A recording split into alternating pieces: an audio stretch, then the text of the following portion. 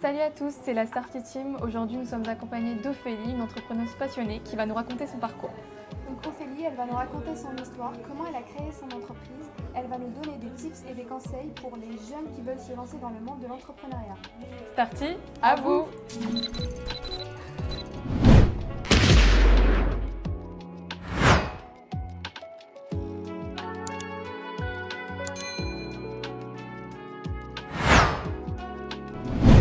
Peux-tu te présenter brièvement, nous présenter ton projet et ton parcours? Donc je m'appelle Ophélie Vambremer, je suis la fondatrice de ZAC. J'ai lancé ma boîte pendant mes études, à tout juste 19 ans, en parallèle de mes études à la Cato d'économie finance et après à l'IESEG. Et du coup là j'ai 23 ans. Okay. Comment tu as découvert que tu avais cette âme d'entreprendre? Je pense que c'est propre à la personnalité de chacun, qu'on est tous des entrepreneurs différents, mais je devais quand même avoir des aspects qui pouvaient ressembler à des entrepreneurs. L'idée vraiment de vouloir avoir un sens et un impact, c'était une problématique, donc porter des lunettes, donc là j'ai des lentilles, mais je porte aussi très souvent des lunettes, constater qu'il y a des centaines de millions de lunettes qui sont au fond des tiroirs des Français, et vraiment en fait il y avait un problème, il y avait un besoin, et du coup essayer de le solutionner. Quelle était ta motivation au départ? Du coup, c'était pour avoir plus de liberté, tu sens ça, ou c'était autre chose? Alors, je pense qu'il y a le côté aussi avoir un peu plus de liberté, que ce soit de la façon dont tu fais ta vie, ton emploi du temps, comment tu fonctionnes, etc. Et c'est aussi la motivation, on va dire un petit peu tout ce qui est personnel. J'ai une famille qui est très engagée au niveau social et environnemental, et je pense que ça vient de là aussi de se dire c'est très lié à mes valeurs, et justement cette envie de me lancer, que ce soit des valeurs entrepreneuriales comme des valeurs sociales et environnementales. Ce nom de marque, tu l'as choisi comment? Il signifie quelque chose pour toi? Justement en lien avec ce que je viens de dire, en fait le nom ZAC, c'était le nom d'artiste de ma maman que j'ai malheureusement perdu, et en fait elle avait beau être malade, elle a été malade 10 ans, elle a fait des cancers à répétition, elle sensibilisait beaucoup les jeunes enfants notamment à ce que c'était le cancer, avec ce nom ZAC d'artiste, en écrivant des petits bouquins ou en faisant des œuvres, et du coup le nom retranscrivait très bien toutes les valeurs sociales et environnementales, parce que c'était fait engager aussi, le nom ZAC de ce que je voulais retranscrire avec la société. C'était difficile pour toi de prendre la décision de te lancer? Pas forcément, parce que comme j'étais encore jeune justement, au contraire c'était plutôt le fait de me dire j'ai pas grand chose à perdre. C'était un moment où je me dis je me lance, au pire ça plante, j'ai pas d'enfants à charge. Après si j'avais pas plus de moyens que ça financiers, donc ça peut être à la fois un frein, mais aussi t'as pas grand chose à perdre parce que t'as pas grand chose à mettre dedans, et si jamais ça plante pas, j'avais mon plan B de mes études, et du coup ça a été, mais après on n'a pas aussi la maturité que peut avoir une autre personne, c'est beaucoup de pour et beaucoup de contre, ça dépend. Est-ce que tu as rencontré des échecs durant ton parcours quand tu as commencé à te lancer? Oui, je pense comme beaucoup, que ce soit, c'est compliqué de trouver les bonnes personnes avec les bonnes valeurs, donc ça peut être des fois on peut recruter des gens, ça fonctionne pas, et pas parce que c'est pas une bonne personne, mais juste parce qu'on n'est pas compatible, et du coup je trouve que quand on est entrepreneur, ce qui est compliqué c'est d'être aussi un bon manager, c'est pas forcément lié, et c'est vraiment faire beaucoup se remettre toi en question, donc ça c'était quelque chose qui était compliqué. Les financements aussi, donc au début c'est très compliqué, surtout quand tu es jeune, d'aller chercher beaucoup de fonds, sauf que c'est comme ça que tu fais pour une start-up, et après les autres échecs, le business model il pivote beaucoup, ce qui est le principe, donc la façon de faire de l'argent, le nom de business model.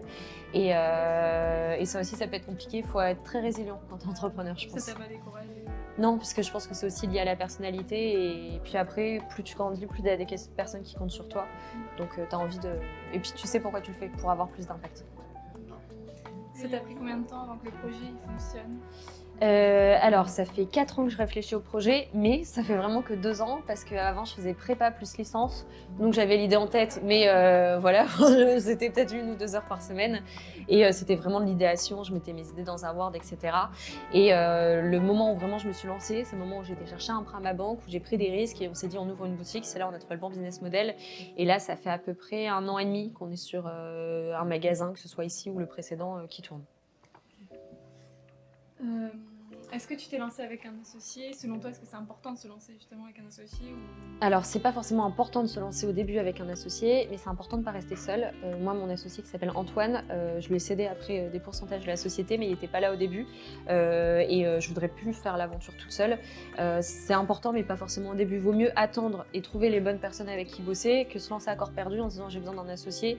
Et c'est compliqué, c'est très compliqué d'être tout seul au début, mais je préfère avoir eu plein de moments toute seule que justement avoir eu des moments compliqués, enfin être sûr d'avoir trouvé la bonne personne. Du coup, selon toi, est-ce que c'est facile de créer son propre entreprise en étant étudiant et on n'a pas de revenus réguliers pour lancer le projet? Non, je pense que c'est pas facile et je pense que si c'était facile, alors il y a deux choses déjà, je pense que peut-être plus de personnes le feraient, je pense qu'il y a beaucoup d'opacité sur le marché, notamment que ce soit sur les aides financières, etc. qu'on peut avoir. Quand on est une femme aussi, il peut y avoir certains, bon j'en ai pas bénéficié pour le coup mais ça existe, et quand on est étudiant aussi, il y a des statuts pépites étudiants-entrepreneurs que je connaissais pas au début, il y a des choses qui sont de plus en plus mises en place pour faciliter justement l'accès à l'entrepreneuriat en étant étudiant, mais je trouve qu'il y a une forte opacité sur le marché, on n'a pas accès à tout. Donc c'est compliqué, mais c'est pas impossible. Ok, super, merci. Donc, quelles sont selon toi les qualités qu'un entrepreneur doit avoir pour bien gérer son projet? Je pense, donc c'est vraiment ma vision des choses. Pour moi, c'est être bon manager et vraiment savoir se remettre en question, que ce soit auprès de ses équipes, parce que pour moi, il faut vraiment savoir être à l'écoute. Ça, c'est une qualité qu'il faut absolument indéniable à avoir. Donc vraiment savoir se remettre en question, que ce soit sur son produit, parce qu'au final, c'est pas nous qui allons acheter le produit, mais c'est le client. Donc même, on peut être amoureux de son produit, mais c'est vraiment poser des questions à ses clients, si est-ce que c'est eux qui vont l'acheter, donc ça leur plaît. Et la même chose pour les équipes, être toujours à l'écoute de ses équipes. Est-ce que le management il leur convient? Est-ce qu'ils sont accompagnés? Est-ce qu'ils ont tout ce qu'il faut pour être heureux? Et moi, mon métier, c'est de faire en sorte que toutes les personnes qui bossent là, elles soient heureuses d'une certaine façon. C'est super. Du coup, peux-tu nous dire un peu sur les outils que tu utilises régulièrement dans ton quotidien pour t'organiser Alors, on a des plateformes comme Slack pour échanger. Donc, c'est des plateformes, on va dire, de communication en interne, que ce soit comme ça, on peut communiquer par pôle, par sujet, la logistique, la communication de façon générale. Des outils classiques comme Excel, où forcément pour organiser, je sais pas, le magasin, la logistique encore, la façon dont on trie, ou alors tout chez Alterios. Et qu'est-ce qu'on utilise encore? Après, en communication, chez Qs, utilise Trello. Après, on a des logiciels spécifiques optiques. Et après, on a créé, notamment à partir d'Excel, des outils de pilotage pour suivre nos chiffres d'affaires. Aussi quand on fait des entretiens individuels avec les équipes pour suivre leur bien-être. Donc c'est vraiment, on va dire, Google Drive, Excel et après tout ce qui est outils liés à chaque activité, optique, communication, etc. Super. Du coup, quels sont tes prochains objectifs pour ton projet?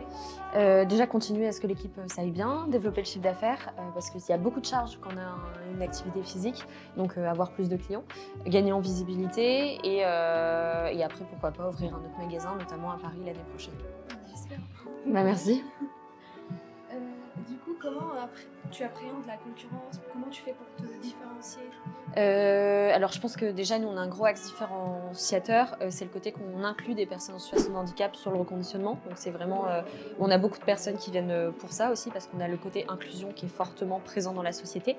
Et après c'est toutes les valeurs qu'on communique, on essaie d'être très transparent. Quand nos clients expliquent déjà sur les prix, on n'en a pas beaucoup de façon à ce que ce soit très simple. On vulgarise entre guillemets tout pour que ce soit assez simple.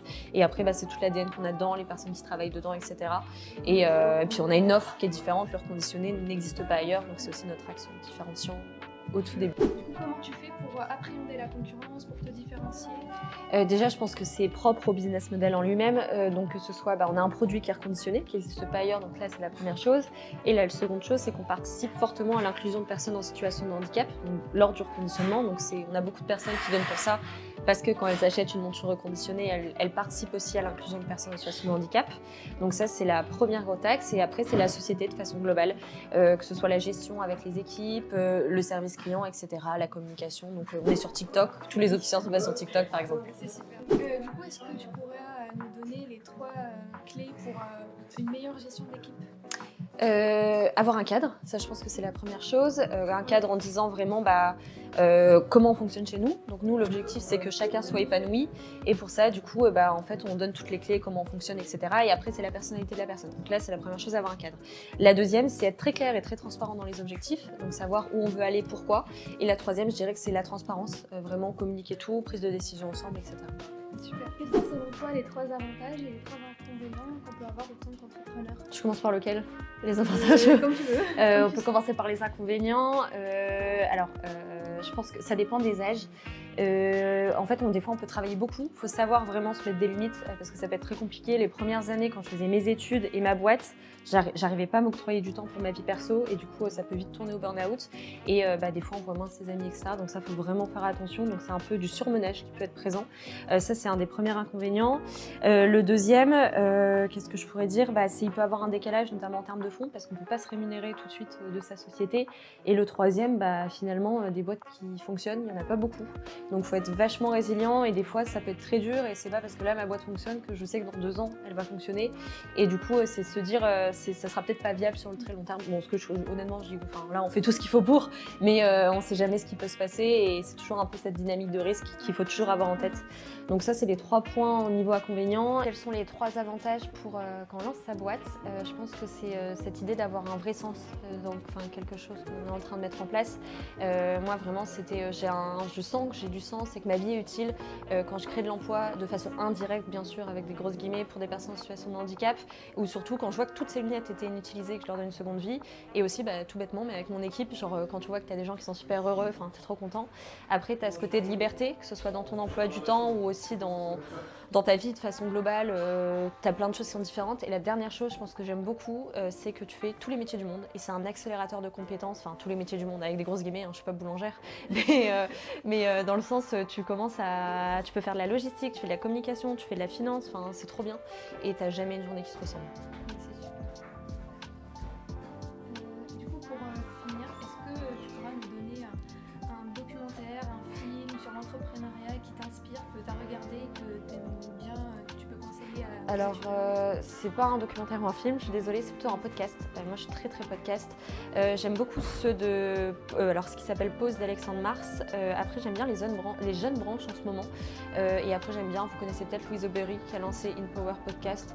Je trouve que c'est 3 ressources qui sont assez différentes, pas avec les mêmes... Ils abordent pas l'entrepreneuriat du même axe. Et franchement, je trouve ça vraiment intéressant, les 3 ensemble. Du coup, merci beaucoup. Je pense qu'on est arrivé à la fin de cette vidéo. Et merci beaucoup pour ton accueil. Avec plaisir, vous êtes les bienvenus. Merci beaucoup et franchement bravo pour ton parcours. C'est gentil. Tu es encore jeune et tu as fait tout ça. Franchement, c'est impressionnant. Ça me touche, donne envie. Et en tout cas, merci beaucoup et bon courage. Merci beaucoup. Merci. Merci.